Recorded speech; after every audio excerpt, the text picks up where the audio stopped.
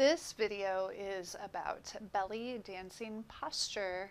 Hi, my name is Jessie, and I'm branching out a little bit. I've done yoga, Pilates, aerial yoga, ball Pilates, but I really fell in love with belly dancing when I got out of college. So I wanted to share that love with you because it's a really good way to get fit, to be healthy, and to feel more confident about yourself, especially if you're practicing within the confines of your own home and you're not being judged by anybody else as you're learning how to cultivate some sort of rhythm. That was something that I really struggled with. To start, we want to just have our feet under our hips, and oftentimes people tend to think that their hips are like way out here. That is not the case. Our hips are right under us, and we want to have our knees nice and loose. So there's a slight bend to our knees. You don't want to lock them at any time when we're doing belly dancing. And we want to have our pelvis, we just want to play around with it a little bit. Oftentimes we either walk with our pelvis out or pulled way in. We kind of want to try and find some middle ground here. So bring it back, bring it right forward. Pretend that there's a weight on our pelvis that's kind of pulling it down, and then just release it a little bit because we want to be just natural and flowing when we do belly dancing.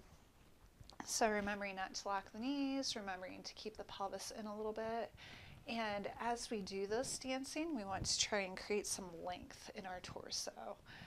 So just have our hips in, our knees nice and soft, and just lift the torso up, but we don't want to lift up and lean back. We want to just pretend that there is a string pulling us up. Feel the neck getting longer. But again, we don't want to have our neck get longer and we lean back like this. We want to just be natural, be easy about it. And then once we keep the knees bent, pull in the pelvis, we want to just roll the shoulders back and feel them kind of settle down. So we have a nice long torso. We can move around pretty easily. And have the hips in, chest is lifted, shoulders are back, neck is nice and long. And this is the basic stance of a belly dancer.